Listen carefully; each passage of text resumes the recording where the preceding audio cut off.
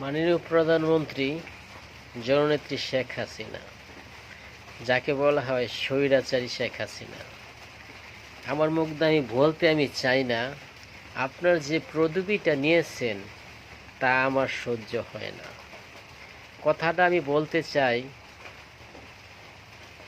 আপনার দলে আপনার লোক ভাগাভাগি নিয়ে যেন ঝগড়া না হয়, কারণ ভাদর মাসের কুত্তার মতো ভাগাভাগি নিয়ে অনেক নেতাকর্মী মারা গেছে।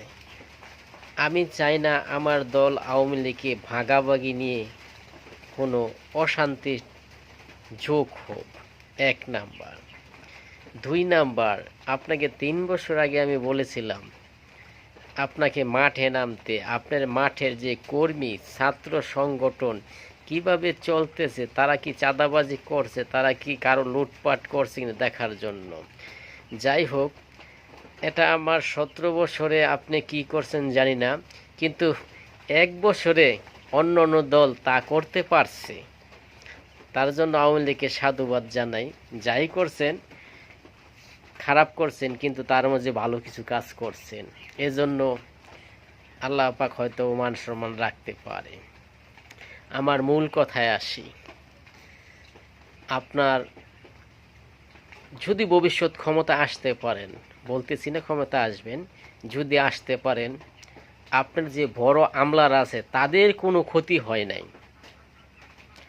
আমাদের মতো ছোট দিনমজুর কামলা যারা আছি তাদের প্রচুর ক্ষতি হয়েছে, যা বলার মতো না। আপনি ইন্ডিয়া গেছেন, আপনার বড় বড় নেতা পালায় রয়েছে, আর আমরা যে বাড়িতে রইছি আমাদের কিন্তু অনেক ক্ষতি হয়েছে, তা হয়তো আপনি জানেন না। কারো মেয়েকে নিয়ে গেছে, কারো বোনকে দর্শন করছে, কারো বউকে দর্শন করছে। এই 1 বছরের দর্শনের হার শুনলে পৃথিবীটাই মনে হয় উল্টে গেছে। কথাগুলো বোঝার চেষ্টা করবেন। আর বিগত আপনার সরকার থাকা অবস্থায় যেসব লোকগুলো আমার হাতে আমি ত্রাণ দিছি, যাকে বলা হয় সাহায্য, তখন আওয়ামী লীগের লোক অভাব ছিল না। 4 তারিখ 5 তারিখের পর আমি কোনো আওয়ামী লীগের লোকই খুঁজে পাই নাই।